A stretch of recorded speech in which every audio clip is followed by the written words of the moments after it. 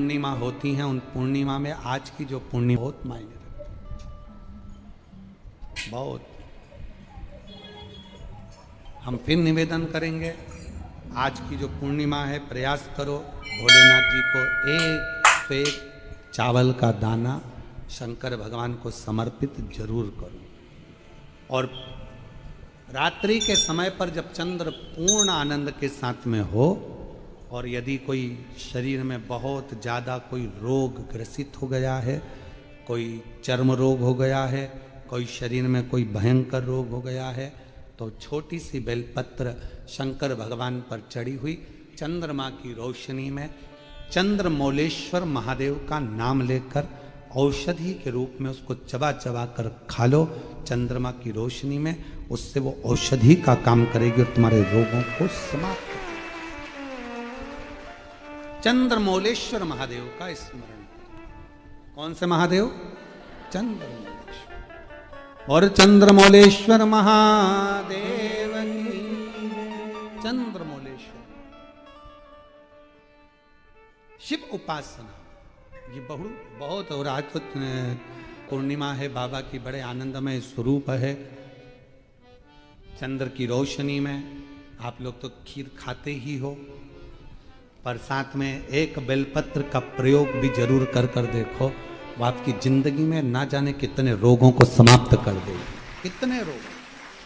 पर वो बेलपत्र छोटी लेना, ज्यादा बड़ी बेलपत्र नहीं लेना, छोटी सी बेलपत्र लो, शिव पर चढ़ी हुई श्री शिवाय नमस्तुभ्यम बोलकर चंद्र पूर्णता में जब हो रात्रि के समय पर एक बेलपत्र चंद्रमौलेश्वर महादेव का नाम लेकर उसको चबा चबा कर जिसको खाने पर मुंह में छाले हो जाते हैं या छार छार हो जाता है तो उसको पीस लो, पीस कर बाहर बैठकर गोली लेकर उसको पानी से निगल जाओ, पर उसको खाओ औषधि के रूप। कहते हैं पूर्णिमा की रात्रि की चंद्रमा की रोशनी एक ऐसी रोशनी होती है जिसमें जितनी औषधीय पौधे होते हैं उसमें एक बल उत्पन्न हो जाता है जो हमारे शरीर के सारे रोगों को समाप्त कर देता है, सारे।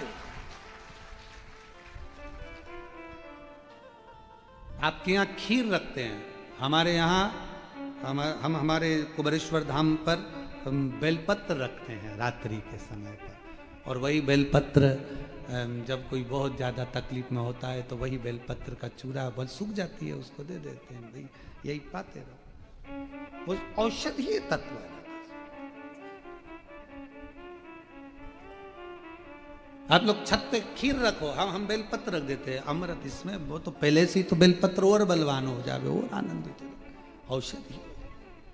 आज वो ब्राह्मण देवता वापिस चलना प्रारंभ कर दिए, शरीर में काम करना प्रारंभ।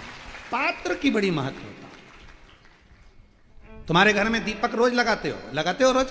मंदिर में दिया जलाते हो, पीतल का, तांबे का, चांदी का, स्टील का, जो दिया तुम्हारे घर में होगा रोज लगाते हो। बत्ती रोज जलाते हो, 5 दिया होंगे तो कभी बदल बदल के मांझ कर, खासा कर धोकर उस दिए को लगाते हो। पर कभी विष्णु पुराण को पढ़िए, विष्णु पुराण में दीप की महिमा आई है। और विष्णु पुराण में जब दीप की महिमा को हम पढ़ते हैं तो उस दीप महिमा में वर्णन आता है कि दीप देव में इतना बल हो जाता है, रोज दीप लगता है भगवान के सामने, रोज उतारा जाता है, रोज बार बार उतरता है, उस दीप में इतना बल आ जाता है कि यदि कोई बीमार व्यक्ति है और उसका रोग समाप्त नहीं हो रहा तो वो जो दीप है जब वो ठंडा हो गया उसी दीप को पानी के अंदर डाल दिया जाता है और उसी पानी से उस व्यक्ति को स्नान कराना प्रारंभ कर दिया जाता है तो उसका रोग समाप्त हो जाता है। इतना बल दीप में हो जाता है। तुम पूजन की सामग्री को, पूजन के जिस आसन पर हम बैठकर जप करते हैं, बोलो आसन सिद्ध होता है कि नहीं होता? जम के तो बोलो। जिस माला पे हम जप करते हैं वो माला सिद्ध होती कि नहीं होती है? माला सिद्ध हो जाती है, आसन सिद्ध हो जाता है, वस्त्र सिद्ध हो जाता है। कितना कितना भाव का। शास्त्रों का अध्ययन करने वाला व्यक्ति इस सब चीजों पर स्मरण करता है कि दीप, हम कहते हैं तुम्हारे घर में ज्यादा दीपक बढ़ाने की जरूरत नहीं है, जो तुम्हारे यहाँ 4-5 दीपक हैं उसी से आरती पूजन सब करा करो। बहुत कीमती सी चीज आपको दे रहे हैं गुरु पूर्णिमा के अवसर, बहुत कीमती सी चीज दे रहे हैं। प्रैक्टिकल जरूर करना कि सियोर वाला महाराज झूठ तो नहीं बोल दिया। बहुत कीमती सी चीज है, पर हर जगह पर उसको प्रयोग मत करना। हर जगह पर उसका प्रयोग मत करना। उसका प्रयोग करना जब बहुत ज़्यादा उलझन में हो, बहुत टेंशन में हो, बहुत तकलीफ में हो, और तुमसे कोई भिड़ रहा है, तुम्हारे ऊपर आक्षेप कर रहा है, तुमको बहुत तकलीफ दे रहा है, और उस समय पर तुम अगर कुर्सी पर बैठे हो, सोफे पर बैठे हो, सिंहासन पर बैठे हो, तो अपने पुरुष अपने सीधे पांव का और महिला अपने उल्टे पांव का अंगूठा पृथ्वी पर टिकाकर अशोक सुंदरी का स्मरण कर ले। उतनी देर में आपका जो मन का टेंशन है, चिंता है, जो सामने उलझन आकर खड़ी है, 7 से 8 मिनट लगता है, धीरे धीरे धीरे धीरे हल होना प्रारंभ हो जाता है। मां त्रिपुरा सुंदरी जब माता सुख सुंदरी के स्वरूप का दर्शन करी, मां त्रिपुरा सुंदरी जब मां सुख सुंदरी के स्वरूप का दर्शन, विद्या महाविद्या माता त्रिपुरा सुंदरी स्वरूप का दर्शन, अशोक सुंदरी। और किस समय पर दर्शन करा? जब मां पार्वती की गोद में माता अशोक सुंदरी बैठी हुई थी। और माता पार्वती जी की गोद में जब अशोक सुंदरी बैठी हुई थी और त्रिपुरा सुंदरी को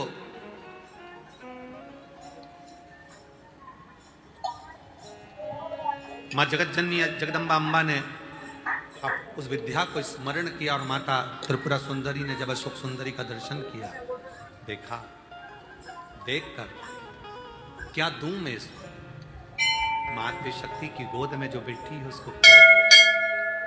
त्रिपुरा सुंदरी जी कहती हैं कि हे देवी अशोक सुंदरी, तुम मेरे त्रिपुरारी की पुत्री हो, और मैं त्रिपुरा सुंदरी मेरे त्रिपुरारी का स्मरण कर कर कहती हूँ, संसार का कोई मनुष्य जब अपने पैर के अंगूठे को भूमि पर स्पर्श करेगा, उस समय पर पंजा एड़ी सब ऊपर होता है, अंगूठा केवल थोड़ा सा अंगूठा पाँव का स्पर्श होता है, उस समय पेड़ी ऊंची, पंजा ऊपर, पाँव का नीचे का जो भाग, खड़ा भाग नहीं, नीचे का भाग भूमि पर स्पर्श होता है।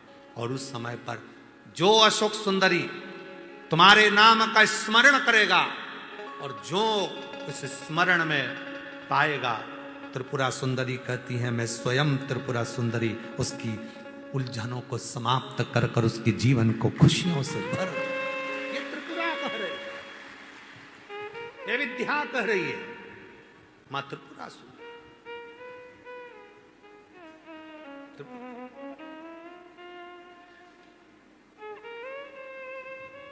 कितना कितना महाराज आप लोगों से निवेदन करें, बहुत विनय।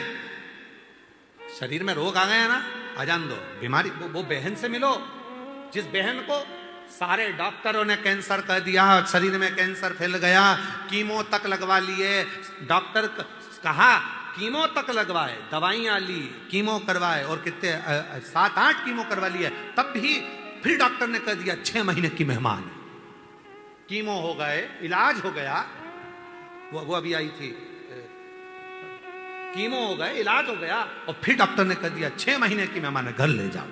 घर ले गए, विचार करा, एक बार सीहोर आए, रुद्राक्ष लिया, कंकर शंकर पूजन कर ली, घर गए, लोटा भर के जल चढ़ाना प्रारंभ करा, जल पीना प्रारंभ करा, रुद्राक्ष का जल लेना प्रारंभ करा, फिर विचार करा अब एक बार दिल्ली जांच करा लेते हैं। फाइल लेकर दिल्ली पहुंच गए, और दिल्ली के कैंसर हॉस्पिटल में जैसे ही फाइल दी और डॉक्टर ने जैसे ही फाइल देखा, जांच करी, और जो जांच करना प्रारंभ करी, अंदर से पानी निकालकर जो जांच करना प्रारंभ करी, तो डॉक्टर ने सारी फाइल नील कर दी। शरीर में एक रत्ती का भी कैंसर नहीं है, पूरा कैंसर समाप्त है, कोई कैंसर।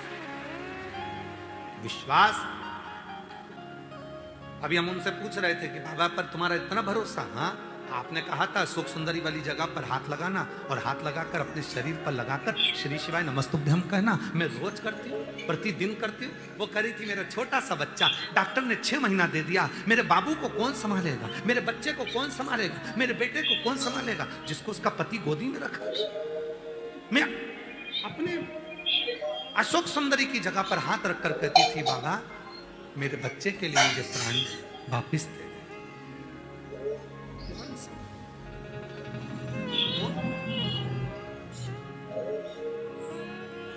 महाराज वो तो आज का समय हो गया जो कई मंदिरों में भगवान शंकर के शिवलिंग को स्पर्श नहीं करने देते। कई मंदिरों में भगवान शंकर के शिवलिंग को स्पर्श नहीं करने देते। शिव पुराण की कथा कहती है जब स्त्री हो, पुरुष हो, बेटी हो, बेटा हो, स्वस्थ हो, बीमार हो, पशु हो, पक्षी हो, जानवर हो, चाहे जलचर हो, चाहे थलचर हो, चाहे वायुचर हो, जब किसी शिवलिंग का स्पर्श करते हैं और याद करते हैं उसी समय से संकट कटना प्रारंभ हो जाता है।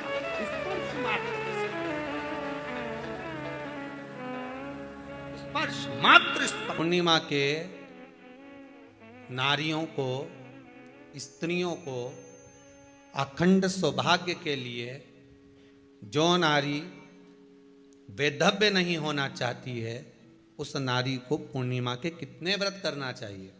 जिस नारी के यहाँ संतान नहीं हो, औलाद नहीं हो, उसको पूर्णिमा के कितने व्रत करना चाहिए।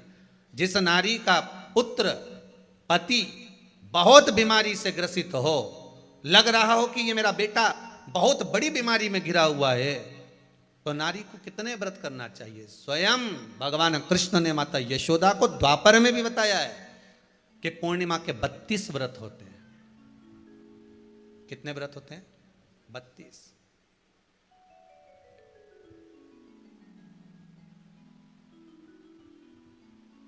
स्वयं भगवान कृष्ण यशोदा रानी को, माता यशोदा जी को भी बता रहे हैं 32 व्रत।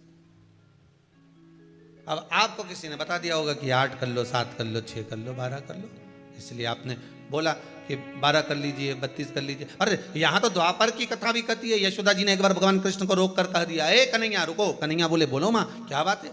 कन्हैया जरा रुकिए, इधर आओ जरा। भगवान कृष्ण आए। हाँ मां बोलिए। किस जगह का प्रसंग है ये? जिस समय पर राधा रानी कुरुक्षेत्र में नंद बाबा और यशोदा जी को लेकर कुरुक्षेत्र के कुंड में, ब्रह्म सरोवर में स्नान कराने के लिए लेकर जाती है, ग्रहण का समय पर। और जब भगवान कृष्ण उस कुरुक्षेत्र के उस सरोवर में स्नान करने आते हैं, तब यशोदा जी ने अपने लाला से प्रश्न किया है, पूछा है, नारी वेधव्य होकर ना मरे।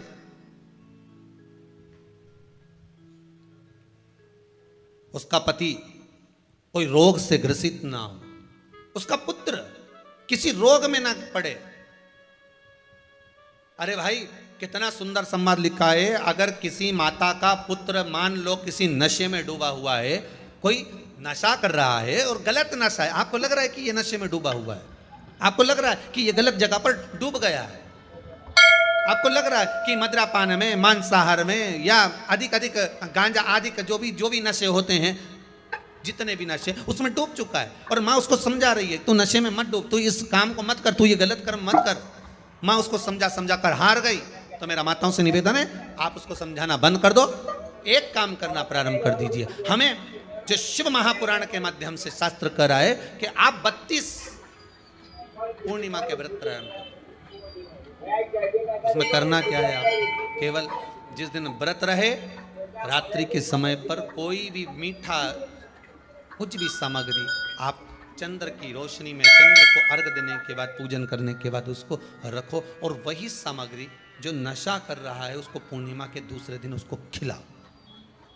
आप धीरे धीरे खिलाना चालू करेंगे, जिस नशे में वो डूबा हुआ है उस नशे से वो छूटना प्रारंभ हो जाएगा। 2 पूर्णिमा व्रत करके तो देखो, तीसरे में तुम्हें जरूरत ही नहीं। धीरे धीरे आप रुक, वो छूटना प्रारंभ हो जाएगा। स्वयं भगवान कह रहे हैं, यशोदा मैया ने कन्हैया को रोक लिया कुरुक्षेत्र के उस मैदान में, और भगवान कृष्ण का दर्शन माता यशोदा जी करी। बहुत दिनों के बाद माँ को आज माता यशोदा को लाला का दर्शन हुआ, बहुत समय के बाद, जानने के बाद, बहुत समय के बाद। इसलिए निवेदन है, महालक्ष्मी पूजन करने वालों, लक्ष्मी जी की पूजन करने वालों, माता लक्ष्मी का स्मरण करने वालों, थोड़ा सावधानी से स्मरण करिएगा।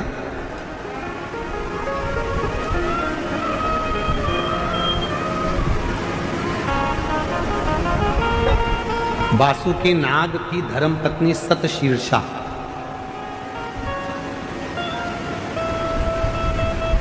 कौन की पत्नी है? सतशीर्षा वासुकी नाग की पत्नी। सतशीर्षा, शिवजी के गले में जो नाग पड़ा रहता है, शंकर जी के गले में जो सर्प होता है, उसकी पत्नी का नाम है सतशीर्षा। बोलो जरा, नाम बोलो, आवाज नहीं आई। सतशीर्षा ये वासुकी नाग की धर्म पत्नी है, जो शंकर जी के गले में नाग पड़ा है उसकी धर्म पत्नी।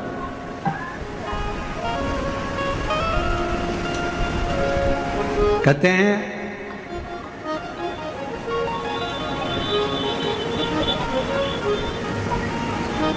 जब गर्भाशय के अंदर, पेट के अंदर या गर्भाशय के अंदर कोई गांठ पड़ जाती है, कोई गठान आ जाती है या पथरी हो जाती है, तो दुर्वा का जो दुर्वा बोलते हो, दूब बोलते हो उधर, जो हरी हरी दुर्वा होती है, गणेश जी को चढ़ती है दुर्वा, एक बेलपत्र शिव जी के शिवलिंग पर चढ़ाकर वासुकी नाग का स्मरण कर सतशीर्षा माता का नाम लेकर यदि प्रातः के समय पर वो बेलपत्र और वो दुर्वा खाना प्रारंभ करा जाए तो लगभग 20 से 22 दिन लगते हैं, और गर्भाशय में कोई गठान हो, पथरी हो, तो वो धीरे धीरे गलना प्रारंभ कर देती है। सतशीर्षा नाम की इतनी महत्व है। और सतशीर्षा नाम यहां भी काम आता है जब कोई नारी के, स्त्री के रजस्वला धर्म की कोई तकलीफ हो, नारी को रजो धर्म से जुड़ी हुई कोई प्रॉब्लम हो, रजो धर्म से जुड़ी हुई, रजस्वला धर्म से जुड़ी हुई, 15 दिन 20 दिन तक रजो धर्म ही जा रहा हो, या रजो धर्म से जुड़ी हुई कोई प्रॉब्लम हो, या रजस्वला धर्म से जुड़ा हुआ कोई भी कारण हो, या पेट में दर्द हो, या तकलीफ हो, या कष्ट हो, तो केवल सतशीर्षा का नाम लेकर यदि शिवजी के शिवलिंग पर, जरा समझिएगा, जैसे ये शिवलिंग है और शिवलिंग है, सतशीर्षा का नाम लेकर अशोक सुंदरी वाली जो जगह है, यहां से जल चढ़ाते चढ़ाते शिवलिंग के चारों तरफ 7 बार यदि जल की धार लगाई जाए और उसी का जल झेलकर नंदी के पास बैठकर सतशीर्षा का नाम लेकर अगर पिया जाए तो रजो धर्म से जुड़ी हुई जितनी भी तकलीफ हो, रजस्वला धर्म से जुड़ी हुई जितनी भी तकलीफें होती हैं, वो धीरे धीरे समाप्त होने लगती है। सतशीर्षा वासुकी नाग जी की धर्म पत्नी का नाम है सतशीर्षा। शिव की बड़ी उपासक है सतशीर्षा।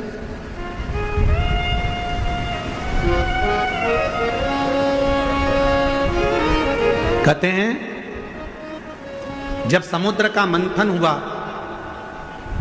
देवता और राक्षसों ने मिलकर मंथन करा और वासुकी नाग की नेति बनाकर, सुमेरु पर्वत की रई बनाकर जब मंथन करना प्रारंभ करा कच्छप भगवान की पीठ पर, और मंथन करते करते जब सब लक्ष्मी, माणिक, मोती, ऐरावत, अप्सरा, गंधर्व सब आनंदित, विष, अमृत सब निकल गया, तब आखिरी में जो नेति थी वासुकी नाग थे, उनको ले जाकर एक कोने में डाल दिया। घिसते वासुकी नाग का पूरा शरीर बेकार हो चुका था, पूरा शरीर बेकार हो गया। तब शिव महापुराण की कथा कहती है, सतशीर्षा ने अपने पति वासुकी से कहा कि तुम चिंता मत करो, तुम्हारे शरीर में बहुत कष्ट हो रहा है, मैं जानती हूं, मैं ये जानती हूं कि तुम्हारे शरीर में कष्ट हो रहा है, तुम चिंता मत करो। सतशीर्षा ने अपने पति के पास में बैठकर शिव के नाम का उच्चारण करना प्रारंभ करा। तब देवाधिदेव महादेव जिस जगह पर वासुकी नाग पड़े हुए थे, गिरे हुए थे, रखे हुए थे, क्योंकि शरीर की हड्डियां टूट चुकी थी, पूरा शरीर कंकाल हो चुका, मंथन कर, सतशीर्षा ने उनके पास में बैठकर शिव जी के नाम का उच्चारण करा, और भगवान के नाम का जो उच्चारण किया, तब देवाधिदेव महादेव प्रकट हुए और भगवान वासुकी को शिव जी ने कहा कि तूने इतना कष्ट झेला है देवताओं के लिए, इसलिए मैं तुझे अपने गले में धारण करूंगा।